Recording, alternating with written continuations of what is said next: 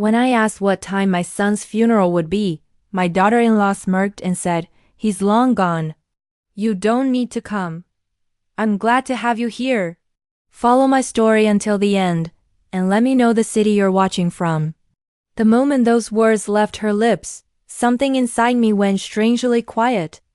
Not shattered, not broken, just quiet.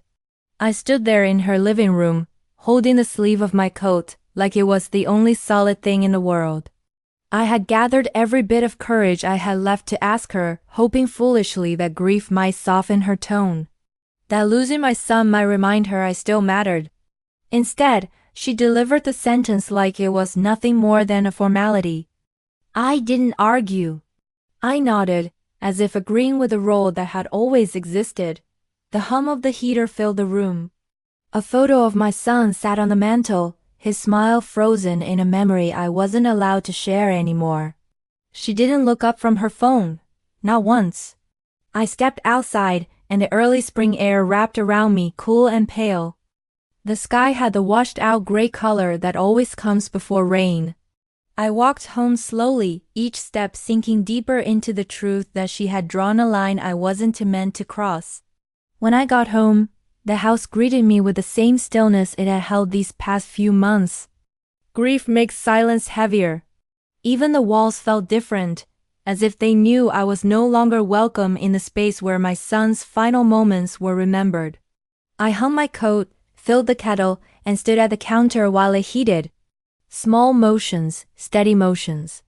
When the whistle broke through the quiet, it startled me. I poured tea and sat at the dining table, my hands wrapped around the cup, but I didn't drink. I just sat there, letting the reality settle like dust in the corners of the room.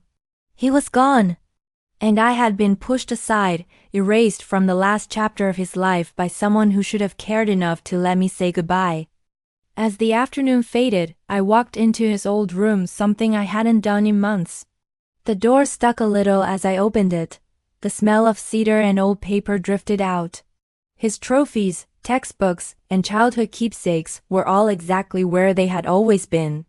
I touched the edge of his desk, remembering him tapping his pencil when he was stuck on homework. Remembering him running in with news about college acceptance letters.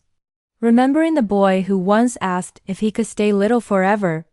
I picked up his old sweater from the closet, held it for a moment, then folded it and put it back. Some things shouldn't be moved. Not yet. Later, I checked my phone, nothing. Not a message, not a missed call. Not even a question asking where I was. The funeral home must have been filled with soft lighting, flowers, gentle voices. And not one person there wondered why his own mother wasn't present. The night settled around the house like a heavy blanket.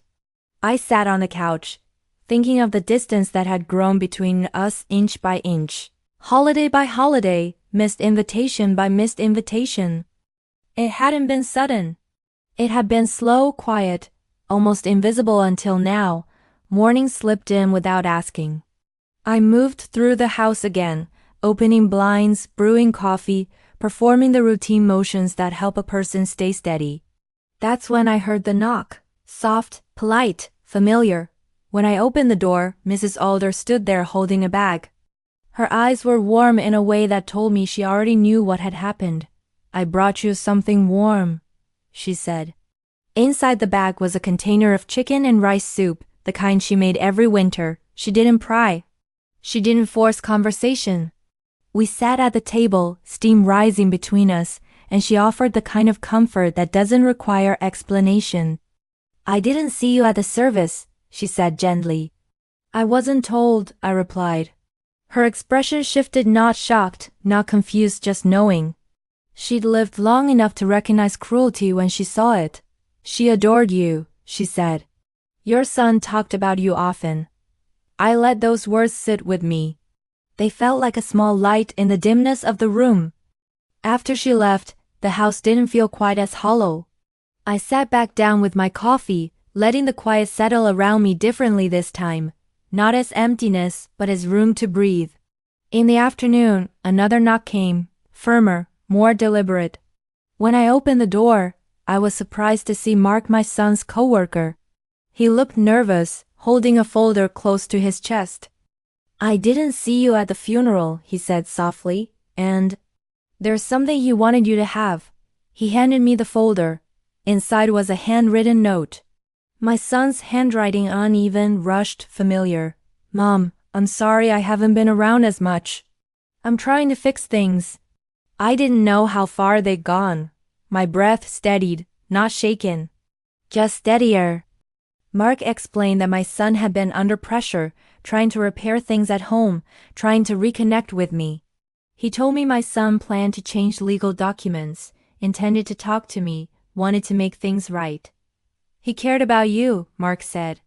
More than you knew. When he left, I set the folder on the table and rested my hand over it. My son hadn't abandoned me. He hadn't pulled away out of indifference. He had been trying to reach out quietly, carefully right up until the end. And someone else had made sure I didn't see it. I sat in the living room as evening settled in. The truth didn't hurt as sharply as I expected. It didn't break me. It filled in the empty spaces with something real, something I could hold on to. My son had loved me. He had tried. And now, even though I hadn't been allowed to say goodbye, I had the pieces of his final thoughts, the ones meant for me. Thank you for watching. Please subscribe to the channel and like the video to support more stories like this. For the full version and more everyday family stories, visit HT Everyday Family Stories, link in the description.